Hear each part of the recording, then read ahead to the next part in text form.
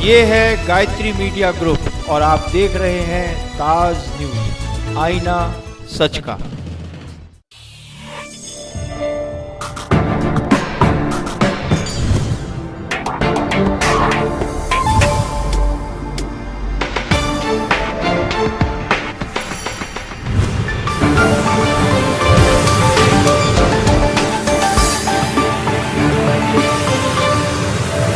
नमस्कार, ताज न्यूज के इस बुलेटिन में आप सभी का स्वागत है। मैं हूं आशिया खान। खबरों की शुरुआत करते हैं सुर्खियों के साथ।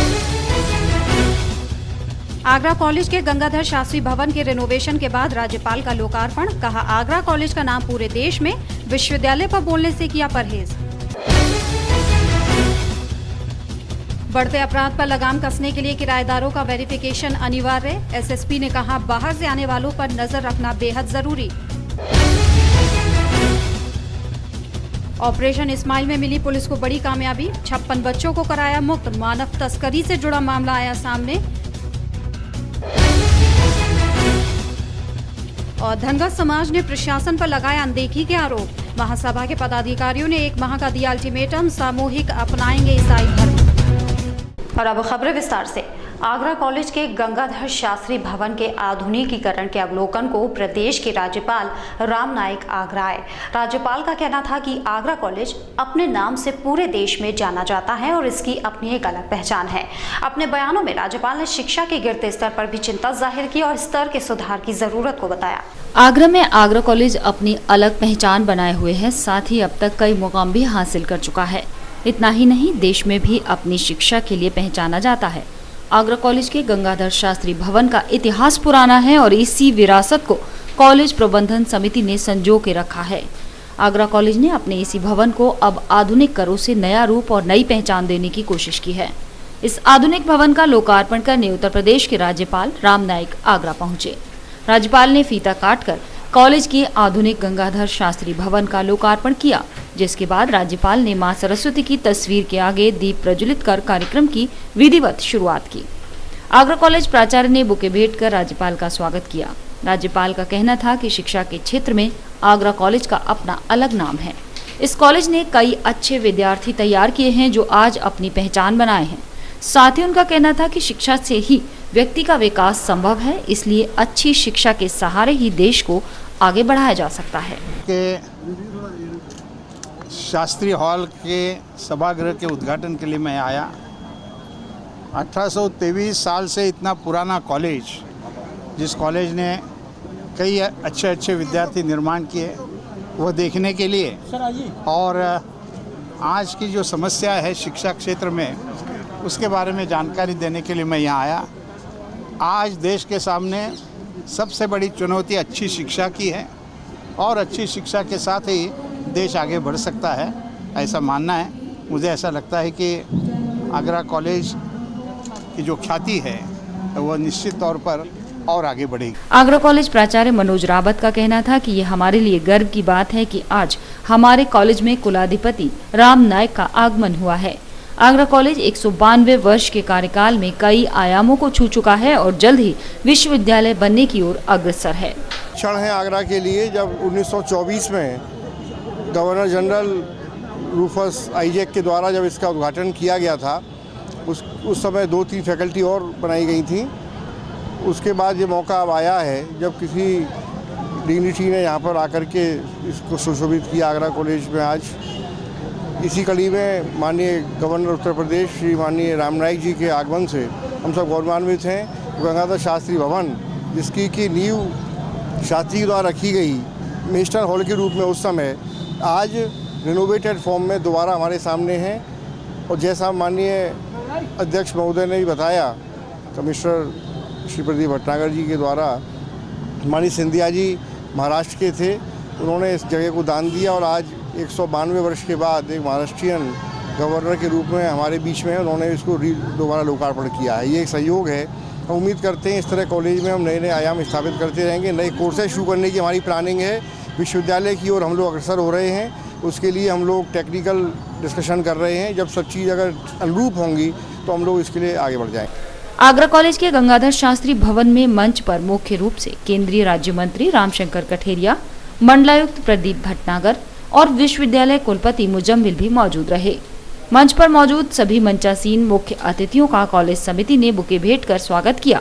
साथ ही सभी ने शिक्षा पर अपने अपने विचार भी रखे। राज्यपाल राम नाईक करीब 2 घंटे तक कॉलेज परिसर में रहे। तब तक कॉलेज प्रांगण पूरी तरह से छावनी में तब्दील नजर आया, तो वहीं बाहर भी भारी सुरक्षा पुलिस बल तैनात रहा। आगरा कॉलेज में एक उद्घाटन के मौके पर आगरा राज्यपाल राम नाईक हर बार की तरह इस बार भी विश्वविद्यालय पर बोलने से बचते नजर आए। उनका कहना था कि विश्वविद्यालय में कई जांचें चल रही हैं, उनकी रिपोर्ट आने के बाद ही कुछ कह पाना संभव होगा। हालांकि खुद को प्रदेश के कई नामी कॉलेजेस का कुलाधिपति होने पर गर्व होने की बात वो कहते जरूर नजर आए। प्रदेश के राज्यपाल राम नाईक आगरा कॉलेज में एक उद्घाटन के मौके पर आए थे। हर बार की तरह इस बार भी पत्रकारों ने विश्वविद्यालय पर उनसे बात करनी चाहिए, लेकिन हर बार की तरह इस बार भी जांच चलने की बात कहते हुए कुछ भी कहने से वो बचते नजर आए। उनका कहना था कि वो पहले ही कह चुके हैं कि जब तक छात्र छात्राओं को उनके प्रमाण पत्र नहीं मिल जाते तब तक वो दीक्षांत समारोह नहीं करेंगे। कुलपति पर पूछे गए सवाल पर उनका कहना था कि कुलपति मुजम्मिल पर कोई जांच नहीं चल रही है। बच्चों को सर्टिफिकेट नहीं मिले हैं, ये बात मेरे सामने आई थी और इसलिए वो जब तक पूरा नहीं होता है तब तक मैं दीक्षांत समारोह को नहीं आऊँगा, ऐसा मैंने कहा था। वो पूरा हुआ फिर मैं आ गया, तो धीरे धीरे सुधारेंगे। सर, प्रदेश में राज्यपाल ने शिक्षा के गिरते स्तर पर भी चिंता जताई और इसे भावी पीढ़ी के लिए घातक बताया। साथ ही उनका कहना था कि प्रदेश में नकल को रोक पाना सरकार के लिए एक बड़ी चुनौती है, जिसे सरकार को गंभीरता से लेना होगा ताकि नकल पर रोक लगाई जा सके। मैंने कहा नकल को यहाँ बड़े पैमाने पर होती, मैंने रोको, रोके कैसे? तो प्रोफेसर जो कॉपी के लिए बैठे वो उनको समझता नहीं है क्या? उनको भी समझना है कि भाई कॉपी करना अच्छा नहीं होता है, लेकिन पेपर लीक हो ही जाता है। अब ये सारा सुधारने की जिम्मेदारी समाज के नाते हमारी है, और शिक्षा जब उसका व्यापारीकरण हो रहा, व्यापार में कोई खराबी नहीं, लेकिन शिक्षा का व्यापारीकरण हो तो नए जवान कैसे पैदा होंगे। और इस भूमिका में हमें अलग अलग प्रकार का विज्ञान और उसके और विद्यार्थी और ऐसे विद्यार्थी अच्छे तैयार करने के लिए अच्छे शिक्षक, इनकी भी एक बड़ी आवश्यकता है। और इसलिए आदर्श नागरिक निर्माण करने का काम कहाँ होता है? तो शिक्षा संस्थाओं में होता है। आपको बता दें कि कभी अपनी उच्च शिक्षा के लिए जाना जाने वाला आगरा विश्वविद्यालय आज अपने घोटालों के लिए जाना जाता है। आए दिन होने वाले प्रदर्शन विश्वविद्यालय की साख पर बट्टा लगाने का काम कर रहे हैं। ऐसे में हजारों छात्रों छात्राओं का भविष्य भी अधर में लटक गया है, जिस ओर किसी का कोई ध्यान नहीं। हालांकि कुलाधिपति उत्तर प्रदेश के कुलाधिपति होने पर गर्व होने की बात जरूर कहते नजर आए। थाना शाहगंज क्षेत्र में पुलिस के हत्थे चढ़ा ठगी करने वाला गिरोह जो कर्ज के बहाने लोगों के पैसे लेकर फरार हो जाता था। पुलिस द्वारा दी गई जानकारी के मुताबिक इस गिरोह को मुंबई से गिरफ्तार करके लाया गया है, जो आगरा के लोगों को चूना लगाकर फरार हो गया था। ये देखिए किसी तरह से सराफा से जुड़ा हुआ है मामला है। इन लोगों का अपना सोना चांदी का बिजनेस था, लेकिन उनके पास जो छोटे मोटे कर्जे दिए जाते थे उनका उस टाइप का लाइसेंस नहीं था। उन लोगों ने बहुत सारे लोगों को इस तरह का कर्ज दिया है, उस पर फिर वसूली की, उनका पैसा लेके भाग गए, सोना लेके भाग गए। इस तरह का ये गिरोह है। तो हमने कल उनको मुंबई से पकड़ के लाया है। अभी आगे बहुत सारी लोगों की कंप्लेंट्स है कि हमारा पैसा इन्होंने गबन किया है, तो उसका इन्वेस्टिगेशन चलेगा। अभी उनसे पूछताछ हो रही है और मुझे लगता है इसमें काफ़ी जो गबन गया हुआ पैसा वो रिकवर हो सकता है। कितना गबन है, कितने आंकड़ा तो एग्जैक्टली मुझे नहीं पता, लेकिन काफ़ी लोगों ने बताया कि हम एक फॉर एग्जांपल एक व्यक्ति आए थे जो उन्होंने बताया कि हमारा रिटायरमेंट का सारा पैसा हमने उनको दिया। क्या ये आंकड़ा करोड़ों में बना था? हो सकता है। अमेरिका से आए ईसाई धर्म के प्रचारकों ने आगरा में धनगर समाज से किया संपर्क। शासन और प्रशासन की अनदेखी के चलते जिसने ईसाई धर्म ग्रहण करने का ऐलान कर दिया। प्रांतीय धनगर महासभा के पदाधिकारियों ने प्रशासन को 1 माह की मोहलत दी है। उनका कहना है कि अगर उनके समाज को अनुसूचित जाति के प्रमाण पत्र जारी नहीं किए गए तो धनगर समाज सामूहिक रूप से धर्मांतरण कर लेगा। सामाजिक अधिकार की लड़ाई में अब विदेशी ताकतें भी धनगर समाज के साथ आ खड़ी हुई हैं, जिन्हें लंबी लड़ाई के बाद भी अभी तक अनुसूचित जाति के सर्टिफिकेट नहीं मिल पाए हैं। आगरा में प्रांतीय धनगर समाज के कार्यालय पर आए ये अमेरिकन लोग क्रिश्चियन मिशनरी के हैं, जो अपने समाज का संदेश लेकर धनगर समाज को आमंत्रित करने आए हैं। दरअसल इस मसले पर काफी समाचार और अखबारबाजी हो चुकी है, जिसमें धनगर समाज ने कई बार ईसाई धर्म अपनाने की धमकी भी दी थी, लेकिन आज उनके निवास पर ईसाई मिशनरीज की ये मौजूदगी किसी नई कहानी की पटकथा कहती नजर आती है। धनगर समाज ने जिसके लिए प्रशासन को 1 महीने की मोहलत दी है। हम 30 अप्रैल तक का लास्ट वार्निंग है, इसके बाद हम करेंगे, चाहे हम जेल जाएं, चाहे हमें अधिकारी डीएम साहब कुछ भी कहें, तहसीलदार कुछ भी कहें, क्योंकि डीएम साहब की ये बात बनती है कि हमारे सर्टिफिकेट इनके प्रकार बनवाएं। हम सरकार को अल्टीमेट दे रहना चाह रहे हैं कि हमें 1 महीने का टाइम दे दिया है, हमारे जाति बना दिया धनगर समाज के, उनका जाति नहीं बनाते हैं, तो बाहर से जो लोग हमारे वेलकम कर रहे हैं, तो हम जाने की पूरी तैयारी में है। अगर सरकार हमारी सुनती नहीं है तो 100% एक मौका और मतलब एक मौका हमें और दिया जाए, और नहीं हम 100% जाने की तैयारी में है। जबकि विदेशी दल में आए लोगों ने अपने आने का मकसद जाहिर किया और धनगर समाज पर डोरे डालने में कोई कसर नहीं छोड़ी। I'm here with a group and we're here to spread the good news about Jesus Christ, our Lord and Savior, and show people here that Jesus Christ loves everyone, and no matter what you were born into or where you're from or what you've done, that the love of Jesus Christ surpasses all that, and that he wants to show the love of Jesus to everyone. गौरतलब है कि पिछले महीने में धर्मांतरण का मसला शहर की गली से निकलकर देश की संसद तक में अरसे तक गूंजा था। ऐसे में अगर कहीं इस समाज ने भी सामूहिक रूप से धर्मांतरण की अपनी इस धमकी को अमली जामा पहना दिया, तो शासन और प्रशासन के लिए ये एक सोचनीय विषय जरूर होगा। शहर में रहने वाले किराएदारों का कराया जाएगा वेरिफिकेशन, जिनकी तफ्तीश न होने के चलते गलत तत्वों के समाज में शामिल होने की संभावना बन जाती है। वरिष्ठ पुलिस अधीक्षक राजेश मोदक ने बताया कि मऊ रोड पर हुई घटना भी इसी का नतीजा है, जहां बड़ी संख्या में बाहरी लोगों को किराएदार बना लिया गया है। अगर वहाँ पे प्रॉपर वेरिफिकेशन नहीं होगा और लोग बाहर से आकर रहेंगे, तो उसमें अपराधी भी उसका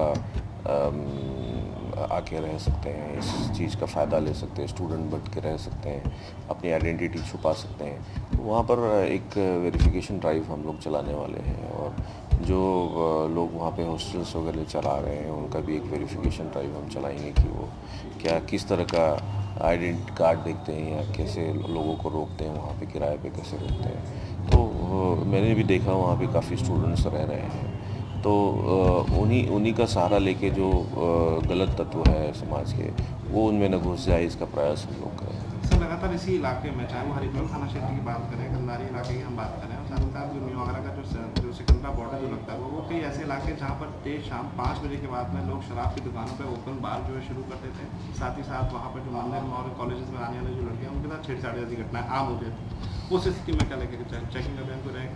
जी, इसके अलावा भी हमने ये और निर्देश दिए हैं कि जो समय है दुकानों का और ये शराब की दुकानों का बंद होने का, वो उसका इन्फोर्समेंट हमने कराया है।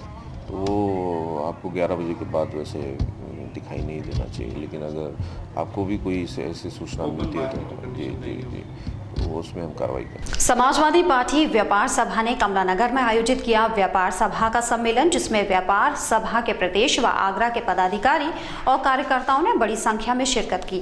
कार्यक्रम में मुख्य अतिथि के रूप में व्यापार सभा के प्रदेश अध्यक्ष उपस्थित रहे, जिन्होंने कार्यक्रम के दौरान डॉक्टर राम मनोहर लोहिया के जीवन काल पर प्रकाश डाला। समाजवादी पार्टी व्यापार सभा ने अपनी प्रदेश कार्यकारिणी की बैठक का आयोजन कमलानगर स्थित अग्रसेन भवन में किया, जिसमें प्रदेश के साथ साथ आगरा के व्यापार सभा के पदाधिकारी और कार्यकर्ताओं ने बड़ी संख्या में भाग लिया।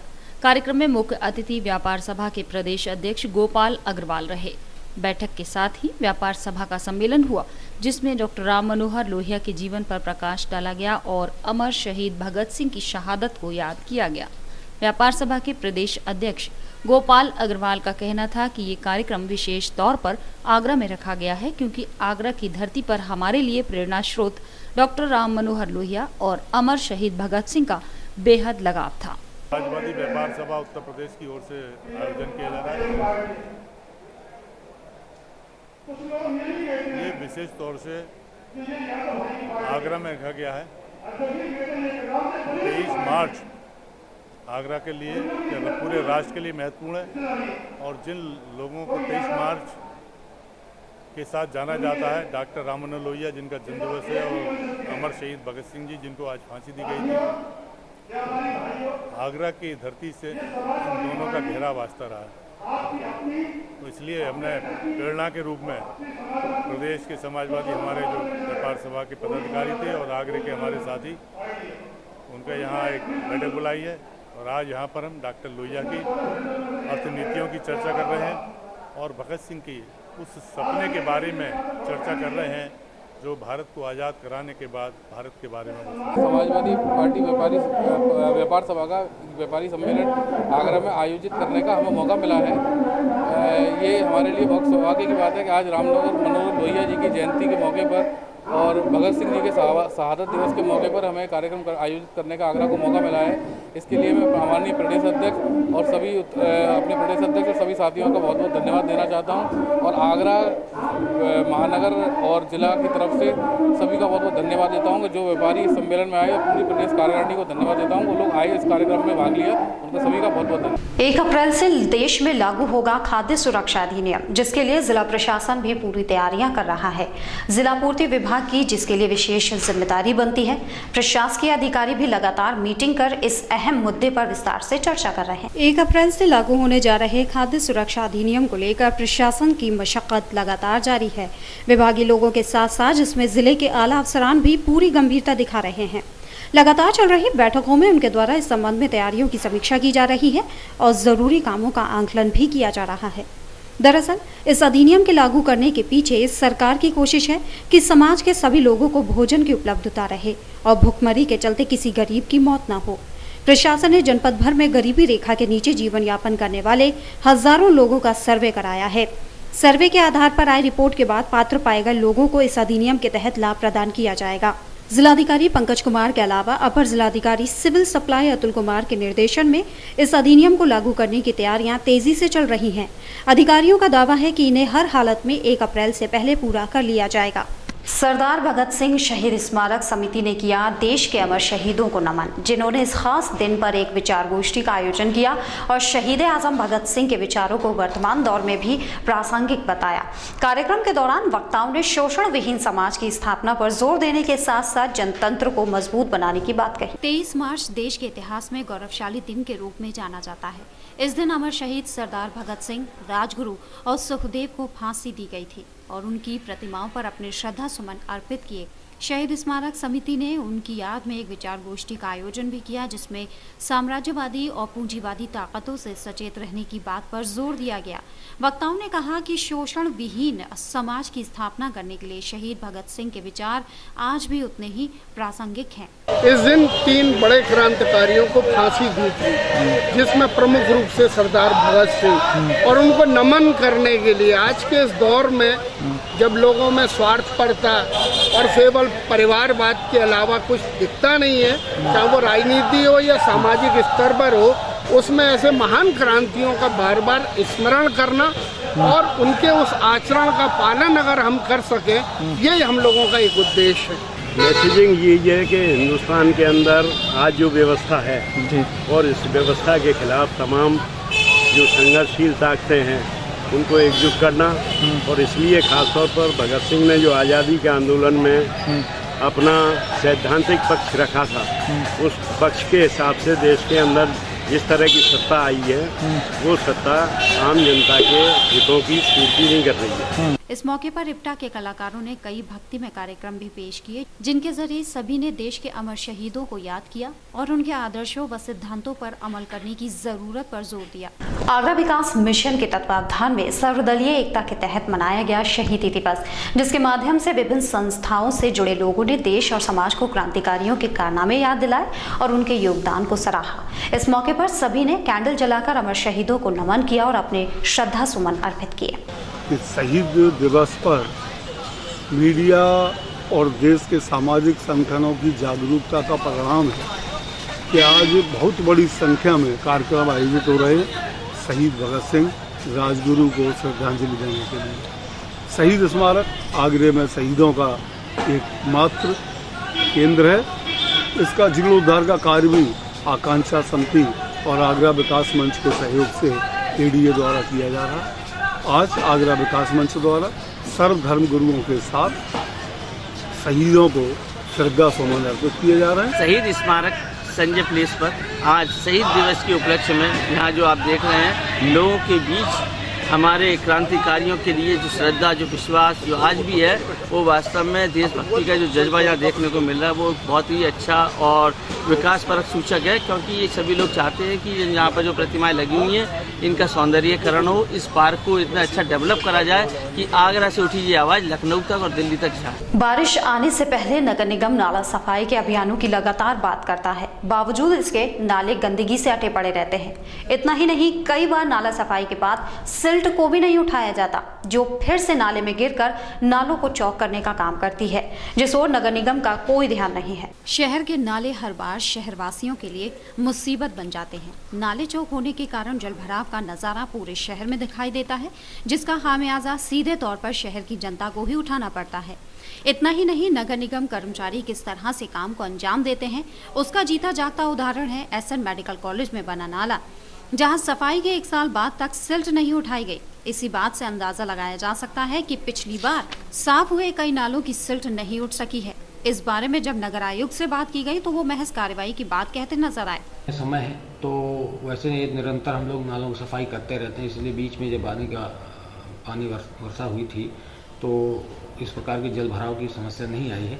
लेकिन अब चूंकि एक सतत प्रोसेस हो गया है, हर समय पूरे शहर का पानी का डिस्पोजल नालों के माध्यम से ही होता है और उस पानी में गंदगी भी आती है, कीचड़ भी आता है, पॉलीथीन और इन सब चीज़ों की वजह से भी नाले प्रदूषित होते हैं। तो उनको वर्ष पर्यंत साफ़ करना पड़ता है, कहीं कहीं ब्लॉकेज होता है, साफ़ करना पड़ता है। लेकिन वर्षा ऋतु के पहले विशेष रूप से इसकी सफाई बड़े नालों की जाती है, तो वो कार्रवाई कराई जाए। कई शहर के बड़े नाले ऐसे थे कि जहाँ जो सिल्ट निकाली गई थी उसको भी वहाँ से डिस्पोज ऑफ नहीं किया गया, तो कहीं ना कहीं वो फिर उसका कारण बनेंगे जलभराव का। अगर ऐसा है तो कार्रवाई कराई जाएगी ताकि ये दिक्कत ना आए आने वाले समय में। आपको बता दें कि शहर में 40 से ज्यादा छोटे बड़े नाले हैं जिनकी सफाई का जिम्मा नगर निगम को देखना होता है, लेकिन कई बार कर्मचारियों और अधिकारियों की उदासीनता का खामियाजा जनता को भुगतना पड़ता है। ऐसे में महज कार्रवाई की बात कह देना कितना सही है, यह आसानी से समझा जा सकता है कि किस तरह अधिकारियों की कार्रवाई होती है और कितना असर कर्मचारियों पर पड़ता है। फिलहाल यहाँ रुके हैं एक छोटे से ब्रेक के लिए, जल्द हाजिर होंगे। देखते रहिए ताज न्यूज़।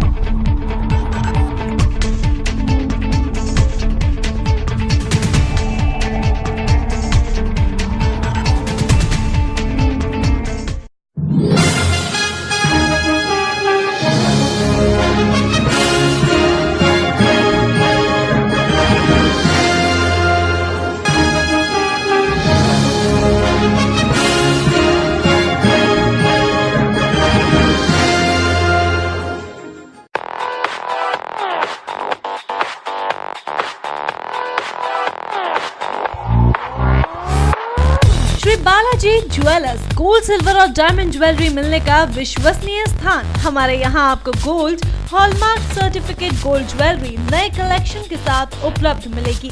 संपर्क करें Shri Balaji jewellers, fortune tower near Kargil petrol pump, Agra. Phone number 9719333563 और 9759333992। श्री बालाजी ज्वेलरी, दुल्हन की jewellery, AD jewellery, artificial bangles, chain व सभी प्रकार के सेट्स यहाँ पर उपलब्ध है, तो तुरंत संपर्क करें। 21 सुपर बाजार, कारगिल पेट्रोल पंप के पीछे, आगरा। फोन नंबर 9358464218 और 8865911110। Give your child the best start in life with the International School Agra's unique blend of academics, experiential learning, life skills, spoken English and human values. The school is professionally managed by Bangalore-based Stratagem EduServe, India's leading education partner, and also offers America's leading sports program from Kuhu Sports. Admissions open from KGI to grade 6. Campus located at Fatehabad Road. For admissions call 0705500 944999 और 4449। Nandini group का एक और कदम, Nandini state. अब कागारौल में एक ऐसी colony जहां आप पा सकते हैं पक्की सड़क, स्वच्छ जल, बिजली की सुनिश्चित आपूर्ति, हरे भरे पार्क, भव्य मंदिर, कॉमर्शियल प्लॉट और दुकान, वो भी बहुत कम कीमत में। ये सब सुविधा कागारौल में गेटबंद कॉलोनी यानी नंदिनी स्टेट में। अब गांव को शहर बनाना है, हमारा सपना आपका घर हो अपना। नंदिनी स्टेट।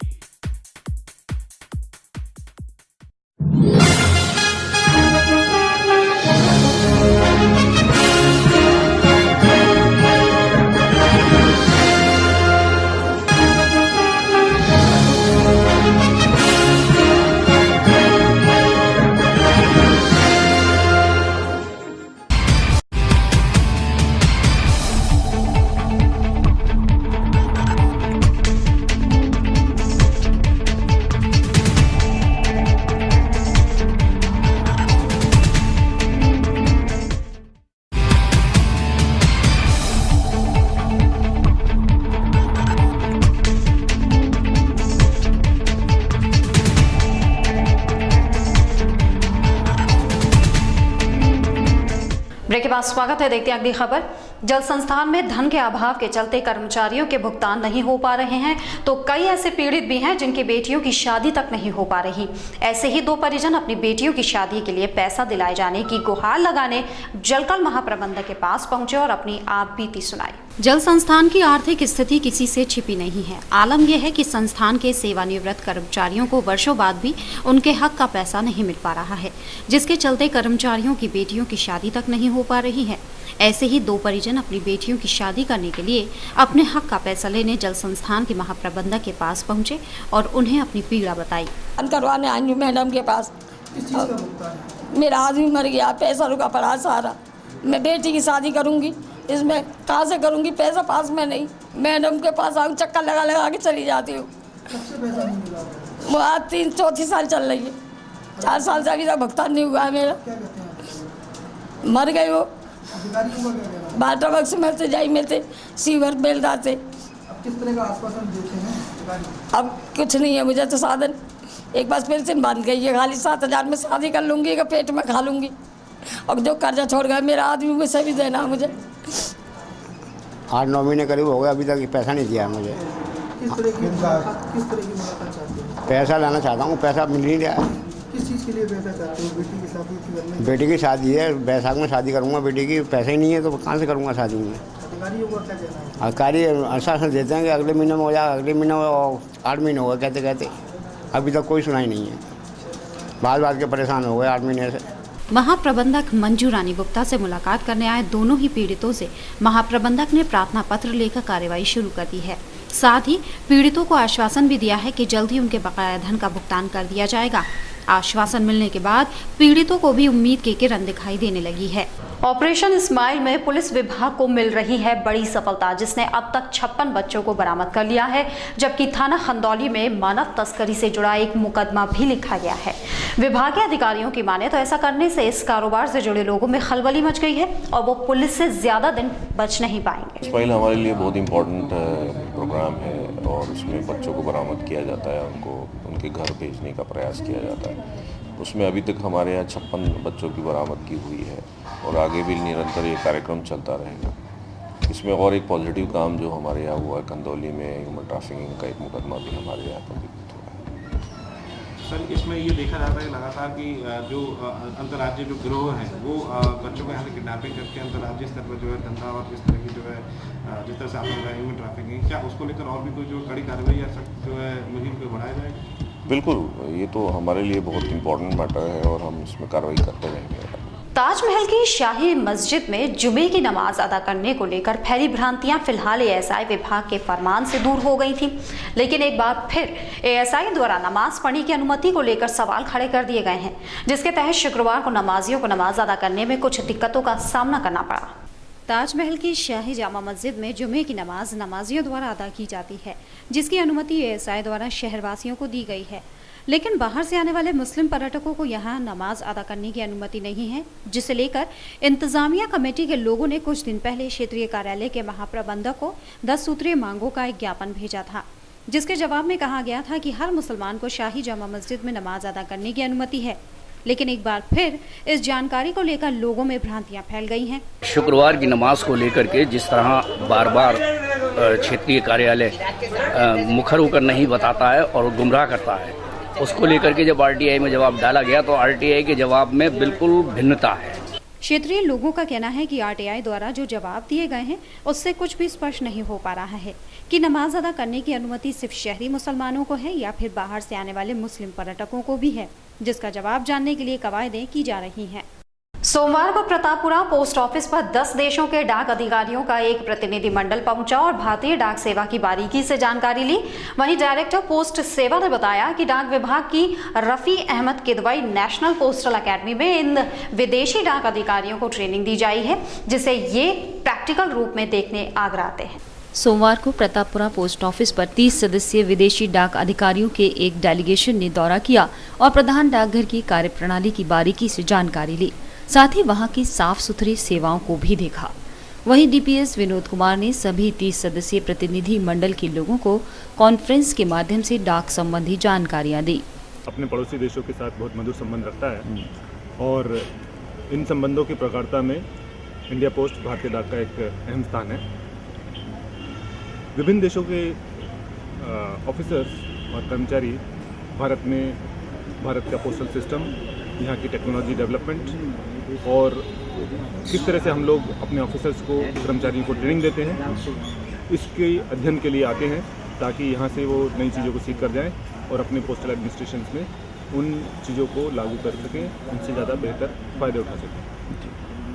जो अदर देश के जो डेलीगेशन आते हैं, क्या इसी तरह का डेलीगेशन इंडिया से भी बाहर जाता है जो कुछ पॉलिसीज़ हैं उनकी जानकारी के लिए? बिल्कुल, सभी सार्क कंट्रीज़ के साथ में और इवन यूरोपियन कंट्रीज़ के साथ भी हमारे ये ऐसे टाई-अप्स हैं, एग्रीमेंट्स हैं, जिसमें भारत के लोग भी, भारत के ऑफिसर्स और कर्मचारी भी दूसरे देशों में ट्रेनिंग के लिए जाते हैं और दूसरी कंट्रीज़ के लोग हमारे यहाँ पर ट्रेनिंग के लिए आते हैं। इस डेलीगेशन के बारे में मैं बता दूँ, ये डेलीगेशन 30 सदस्यों का डेलीगेशन हमारे Rafi Ahmed Kidwai national postal academy Ghaziabad में ट्रेनिंग ले रहा है और यहाँ इनका 3 दिन का दौरा है, जिसमें ये आगरा हेड पोस्ट ऑफिस की प्रोजेक्ट एरो के तहत डेवलपमेंट सुधार कार्य देखने के लिए आए हैं।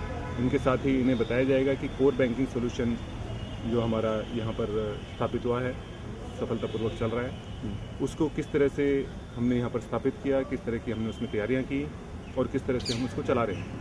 भारतीय डाक सेवा विश्व की सबसे बड़ी और पुरानी साथ ही बेहतरीन डाक सेवा है, जिसे कुछ ही महीनों पहले अवार्ड देकर सम्मानित भी किया गया था।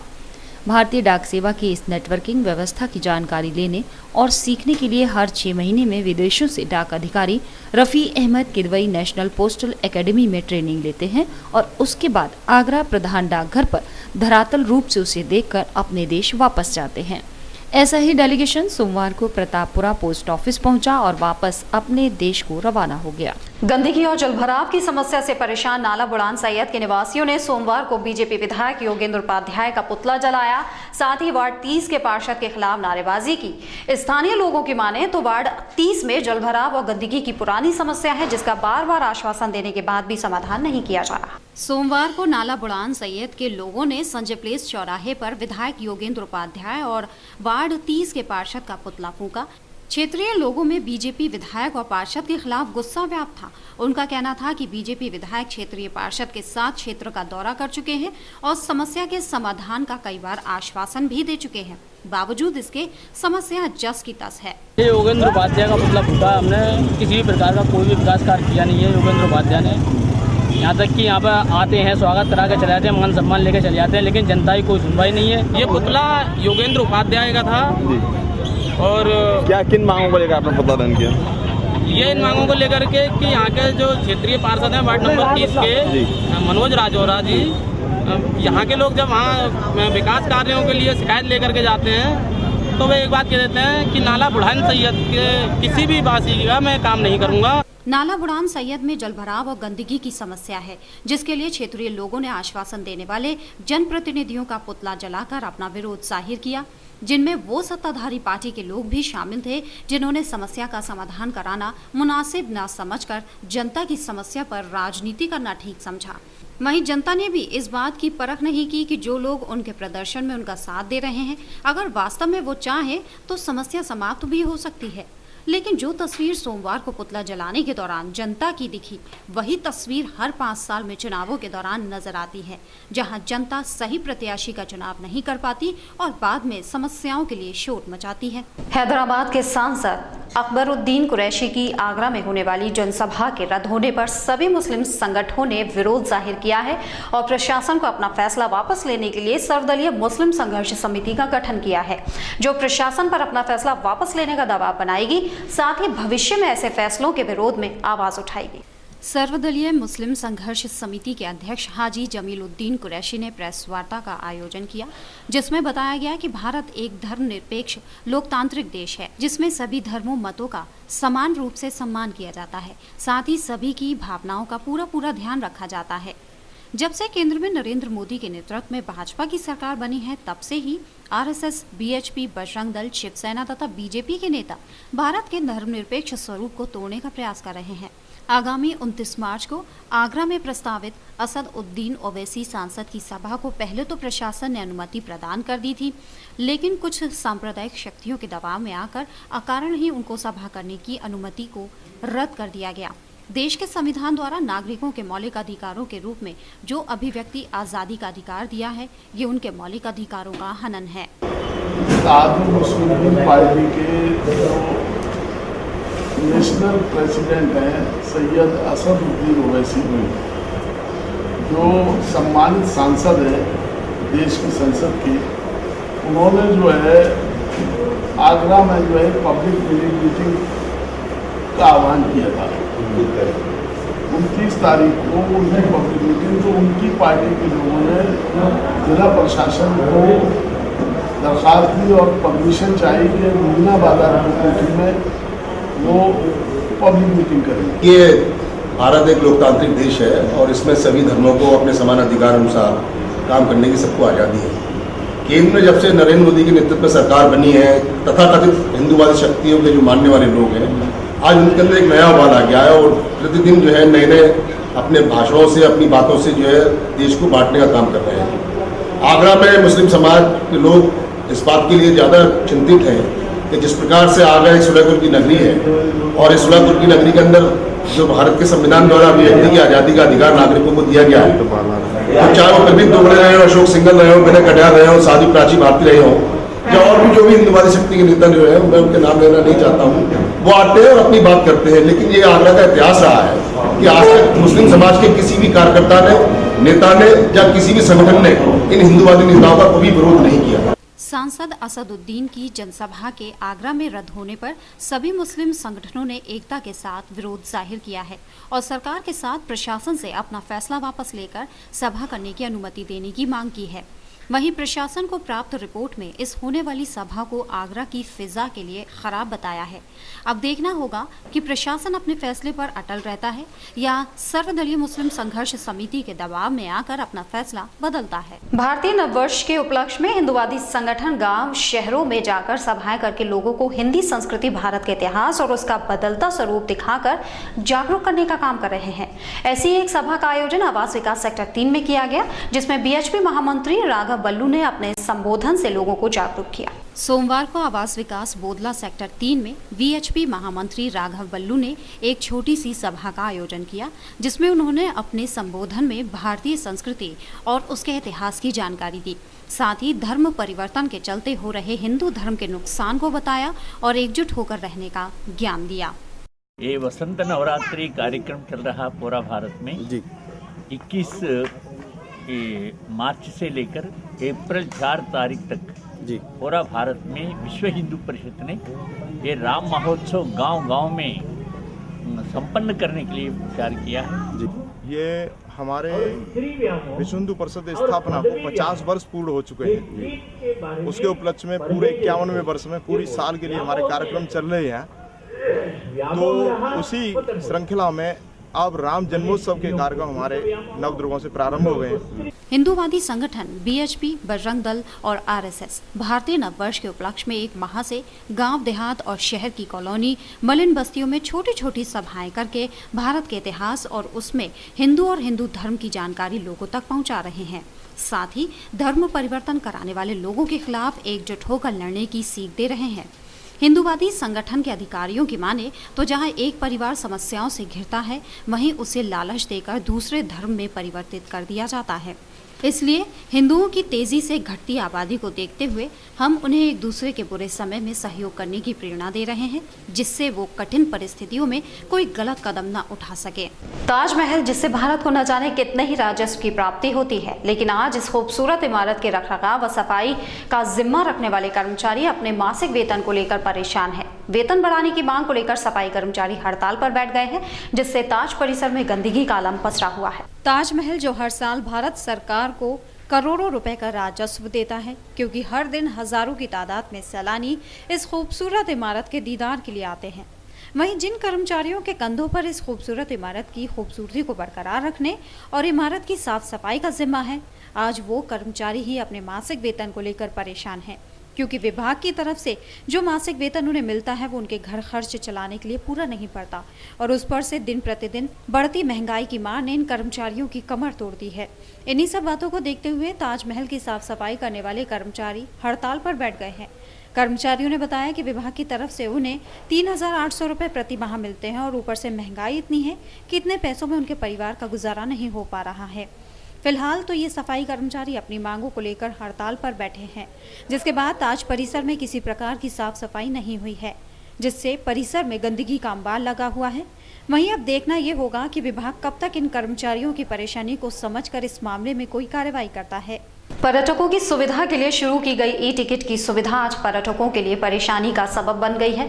जहां पहले आम टिकट कुछ मिनटों में मिल जाती थी, तो वहीं ई टिकट मिलने में काफी समय लगता है, जिससे पर्यटकों को खासी दिक्कतों का सामना करना पड़ता है। ताज दीदार को आने वाले पर्यटकों की सुविधा के लिए विभाग ने ई टिकट की सुविधा शुरू की है, जिससे कुछ पल के लिए ही सही पर्यटकों की परेशानी हल होती दिखाई देती है।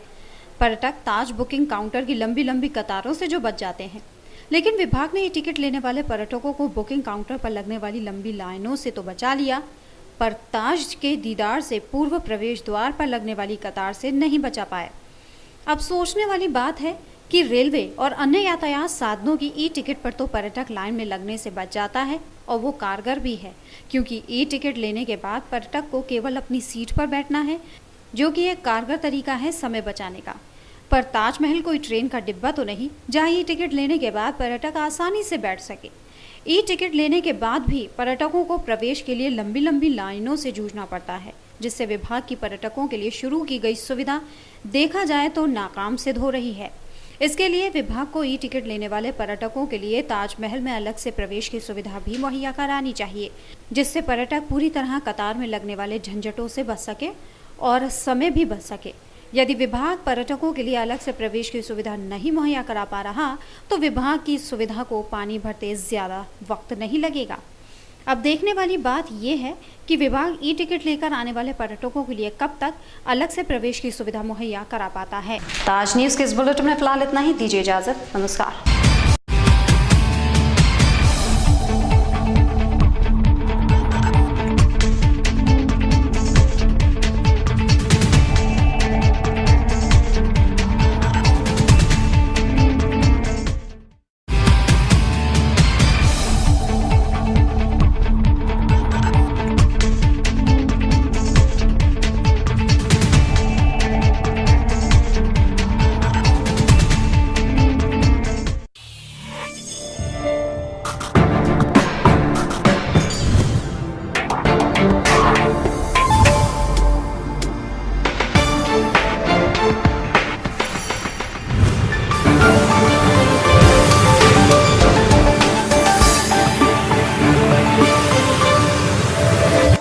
ये है गायत्री मीडिया ग्रुप और आप देख रहे हैं ताज न्यूज़, आईना सच का।